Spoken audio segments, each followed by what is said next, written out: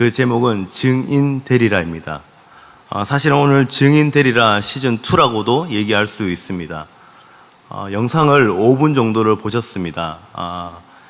역대 제가 태국 선교 파이어 땅을 갔을 때 다 좋았지만 이번만큼 울고 웃고 기쁘게 사역한 적이 없었습니다.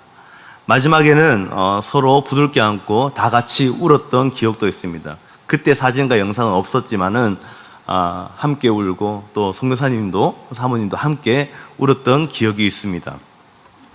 아쉽고 또 사역에서 너무 아쉽고 어린이 사역에서 부족한 점이 없었는가, 또 우리가 너무 훈련과 준비는 또 덜 되었는가 라는 생각에 많이 아쉽고 눈물을 흘렸던 시간들이었습니다.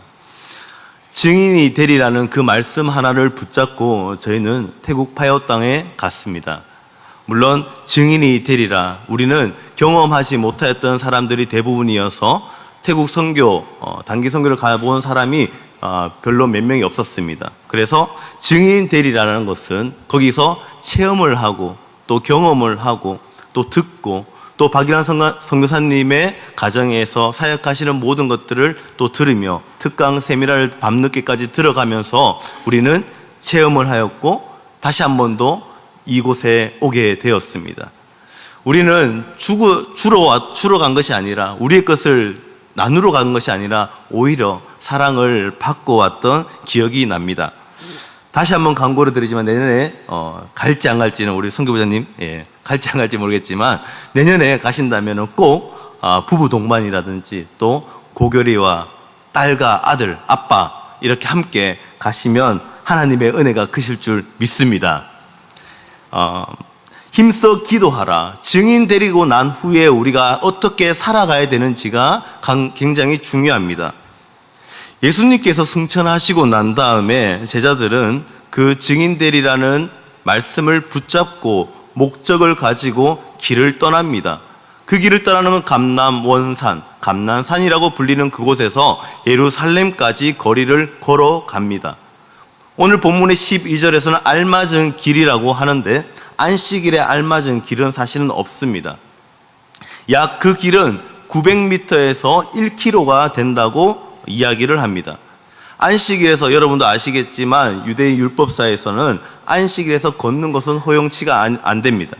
그런데 이 거리가 동네에서 걷다가 조금 더 그 거리가 넓혀지면서 다른 동네까지 걸어가는 것, 거기까지는 율법사에서 허용을 한 것 같습니다. 그래서 알맞은 길이라는 길이 12절에 나와 있습니다. 길이라는 것은 어떤 곳일까요? 우리가 좀 전에 공연을 보았듯이 예수님께서 운전대를 잡으시고 우리들은 뒤에 앉아서 그 길 따라 주님이 운전하시는 그 길을 우리는 늘 가고 있습니다. 물론 안전하게요. 주님이 목적한 그 길을 우리가 늘 가고 있는데 늘 우리는 다른 길로 가볼까? 또는 내비게이션에 지연되는 길이 있습니다. 또 다른 빠른 길이 있습니다라고 해서 늘 우리는 다른 길로 가려고 합니다. 늘 여러 출구는 있습니다. 그러나 여러분, 그 출구가 언제나 항상 진리고 언제나 빠른 길은 아닐 수가 있다는 것입니다. 오늘 이 시간 가운데에 우리가 걸어가는 길은 진리의 길이고 오직 그 길이 가장, 세상 사람들은 느리게 보이지만 가장 빠른 길인 줄 믿으시기를 간절히 소망합니다. 왜냐하면 예수님께서 그곳에서 명령하셨고 목적을 두시고 목표를 두고 그 길로 가라고 했기 때문에 그 길은 바로 진리의 길이고 또 우리의 가장 빠른 길이기 때문입니다. 그리고 제자들은 사람들이 다 모아서 그 길로 가다가 13절에 다락방으로 올라갑니다. 우리가 알고 있는 한국에 있는 다락방은 조그만한 다락방이거나 숨어 있는 곳이거나 그 작은 공간, 빈 공간일 수 있겠지만 이 당시에 팔레스타인 지방에 있는 다락방은 지금 2층 건물에 지금 120명, 물론 우리 교회는 좀 크지만 120명의 사람들이 함께 기도하고 예배할 수 있는 응접실, 즉 이만한 공간이었다는 것을 알고 계시면 좋을 것 같습니다. 이 다락방에서 제자들은 올라갑니다. 이 다락방이라는 헬라어 단어가 히펠리온이라는 단어입니다. 히펠리온이라는 단어인데 이 단어가 뭐냐면 올라가다입니다. 랍비들이 올라가서 기도하는 곳이기도 합니다. 저는 여러분들이 우리 모두가 오후 예배까지 오시는 분들은 유아적인 신앙이 아니라 영적인 신앙이 좀 더 올라가서 하나님에게 집중하며 기도하기 힘쓰는 우리 울산제일교회 모두가 되시기를 간절히 소망합니다. 왜 이런 이야기를 하냐면요, 마지막 결론입니다. 14절을 보시면 마리아와 예수의 아우들과 더불어 마음을 같이하여 오르지 기도에 힘쓰더라. 할렐루야.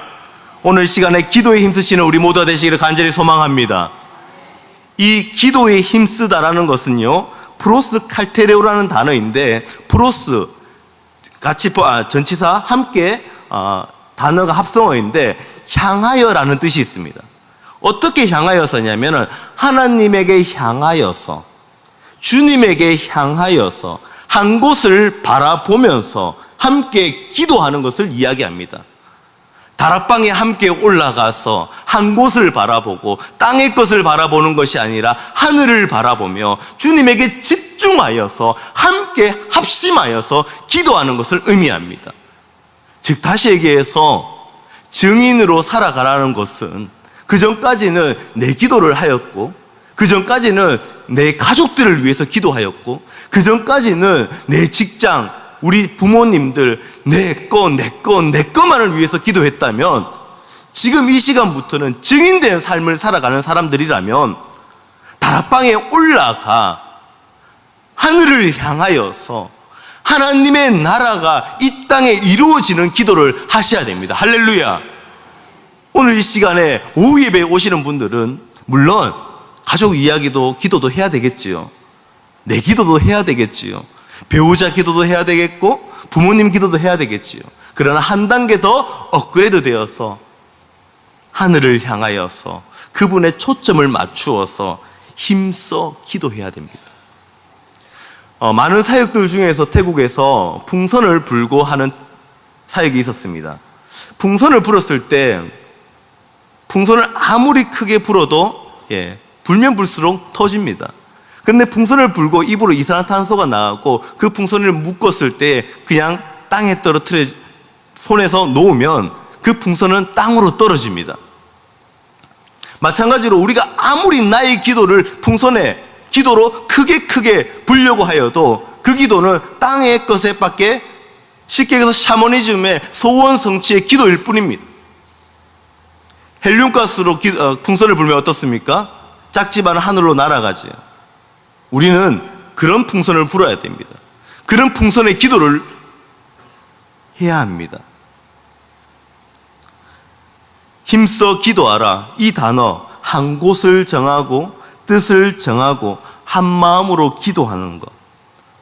이제 우리 15명의 태국 파야오 땅에 파송된 그리고 다시 돌아온 우리 선교팀들은 한 번도 그 자리에서 개인의 기도를 한 적이 없습니다.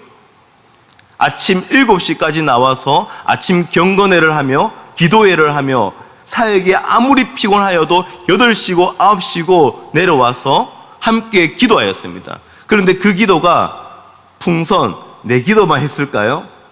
한 번도 자기의 기도, 나의 기도, 내 가족이 한국에, 울산에 어떻게 살아가는지 거기에 대한 기도를 한 번도 한 적이 없습니다. 어떤 기도를 했나요? 하늘로 날아가는 풍선처럼 하늘을 향하여서 이 본문 사도행전 1장을 가지고 6일 동안, 5일 동안 매일매일 묵상하며 하늘을 향하여서 초점을 향하여서 그곳을 향하여서 기도하였습니다. 물론 여기서도 함께 저희들을 위해서 기도해 주셨겠지요. 오늘 저와 모든 울산제일교회 믿음의 공동체 여러분, 한 마음으로 힘써 기도하며 나의 기도가 아니라 하나님의 나라가 이 땅에 이루어지는 기도를 하는, 그리고 나의 기도 풍선이 땅에 떨어지는 것이 아니라 하늘을 향하여 날아가는 기도의 풍선이 되는 저와 여러분 되시기를 간절히 소망합니다.